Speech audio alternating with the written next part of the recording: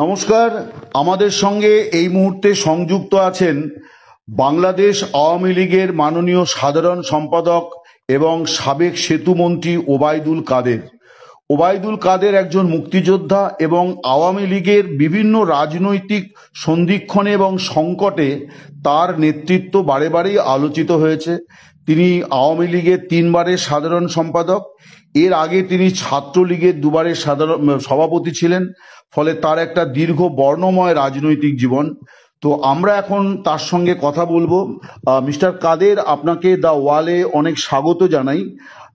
আমার প্রথম প্রশ্ন যে 24 গত বছর 5ই আগস্ট গণ অভ্যুত্থানের পর থেকে আমরা আপনার সম্পর্কে প্রায় কিছুই জানতে পারছিলাম না, আপনার বক্তব্য পত্রপত্রিকায় আসছিল না। তো আপনি যদি প্রথমে এই বিষয়টি একটু বলেন, কারণ আমরা আজকে আপনার একটা বিবৃতি দেখেছি মোহাম্মদ ইউনূস সরকারের বিরুদ্ধে আপনি অনেক কথা বলেছেন। তো আপনি যদি এইটা একটু প্রথমে ব্যাখ্যা করেন। দেখুন, এই বিষয়টা তো দেশে বিদেশে ভারতবর্ষেও সবার কাছেই পরিষ্কার। আমি 5ই আগস্টের সেদিনের যে ষড়যন্ত্রমূলক ছাত্র উত্থান, সে সময় আমি খুবই ভাগ্যবান। সেদিন আমার বেঁচে থাকার কথা ছিল। আচ্ছা। মৃত্যু থেকে অনেক কাছে ছিলাম। আচ্ছা। আমি আমারই সংসদ এলাকায় আমার নিজের বাসাকে এড়িয়ে পার্শ্ববর্তী আর একটা বাসায় আশ্রয় নিয়েছিলাম। বেশ। তখন 4 দিক থেকে মিছিল আসছিল।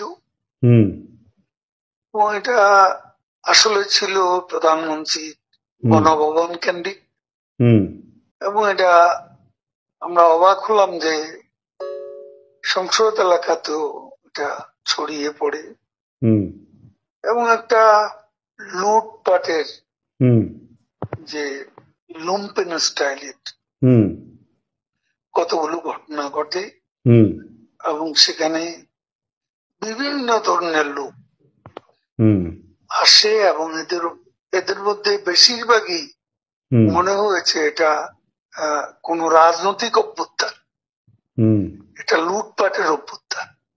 না, একটা কথা জিজ্ঞাসা করি, সে তো আমরা তখন সেটা দেখলাম এবং মাননীয় প্রধানমন্ত্রীকেও যে বাসাতে ছিলাম তারা সে বাসাতেও হামলা করে। আচ্ছা। তারা জানতো না যে সেখানে আমি আছি। আচ্ছা। আমার বাসা তারা লুটপাট করেছে, কিন্তু যে বাসায় আমি গিয়ে আশ্রয় নিলাম সেখানে তারা হামলা করবে এটা আমি ভাবতাম। কিন্তু সেখানেও দেখলাম যে অনেক লোকজন ঢুকে পড়ে এবং তারা ভাঙচুর লুটপাট করতে থাকে। আমি আমার স্ত্রী সহ আমরা বাথরুমে ঢুকিয়ে অনেকক্ষণ ছিলাম, প্রায় 5 ঘন্টা। তারপর একটা পর্যায়ে এরা তো ওই বাথরুমের ভিতর সেখানেও কমোড, বেসিন, এগুলো তো লুটপাট করেছে সব। সেগুলোর লোভে প্রথমত তাদেরকে আমার ওয়াইফ সেই বাথরুমের মুখে দাঁড়িয়ে বারবার বলছিল যে আমি অসুস্থ, এ কথা বলে তাদের ফিরিয়ে দিচ্ছে। তো একটা পর্যায়ে তারা এই বাথরুমে যেগুলো আছে সেগুলো লুট করার জন্য জোরপূর্বক প্রবেশের হুমকি দেয়।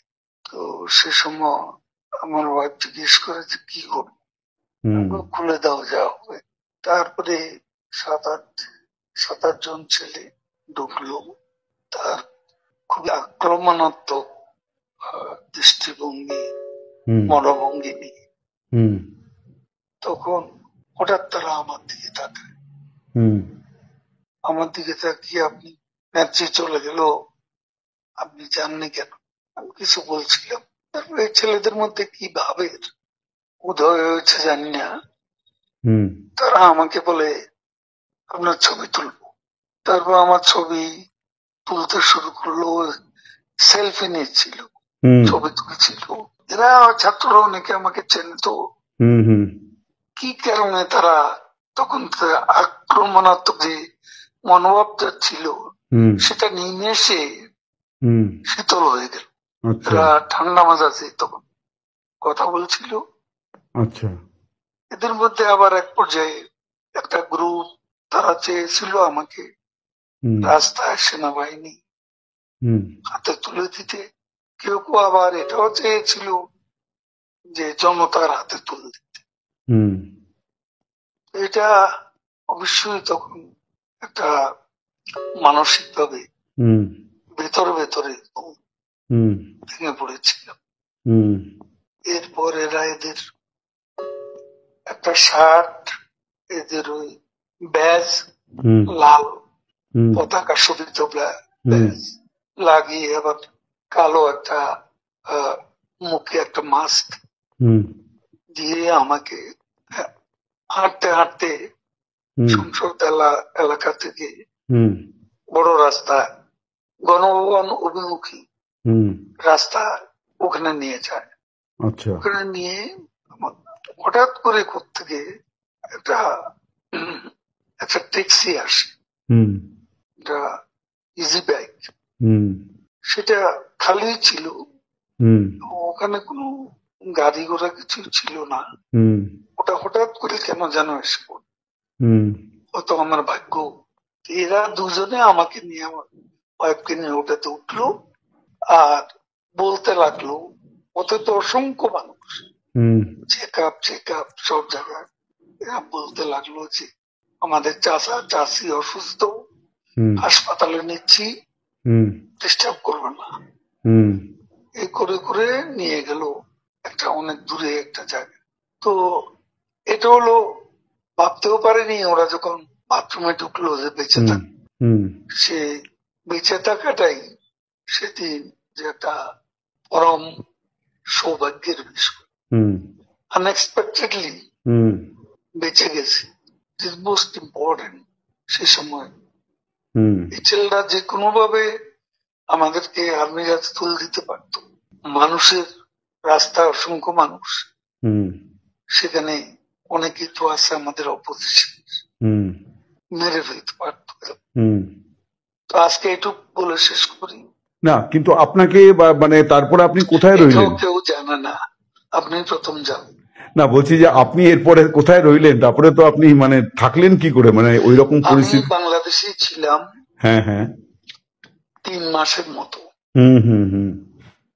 আমার একটা উদ্দেশ্য ছিল যে ওখান থেকে কিছু করা যায় কিনা, আচ্ছা, কিছু একটা করা যায় কিনা, সংগঠিত করা যায় কিনা। আচ্ছা। বিভিন্ন জায়গায় শ্রমিক অসন্তোষ, কর্মচারীদের অসন্তোষ, এগুলো প্রতিদিনই এগুলা লক্ষ্য করতাম।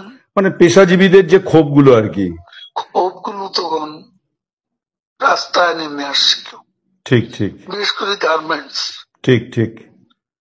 তো সে সময় ভাবলাম যে এদের সাথে যোগাযোগ করে কিছু করা যায় কিনা। তো এই চিন্তাতে 3 মাস পরে। আচ্ছা। এরপরে একে একে সবাই অ্যারেস্ট হচ্ছে এবং আমি তো নেত্রীর পরের স্থানটাই আপনার। আমার বিরুদ্ধে তখনই 212টা খুনের মামলার আমি আসামি হয়ে গেছি। তারপর এই অবস্থা অনেকেই বললো, আবার এখান থেকেও অনেক অনুরোধ যাচ্ছিল আমি যেন সতর্কভাবে এদিকে চলে আসি। এইভাবে চিন্তা করলাম যে আসলে আমি বাইপাস সার্জারি হয়েছিল, অনেকগুলো ওষুধ খেতে হয়, আমি এখানে ধরা পড়লে ওষুধ খাওয়াবে কি।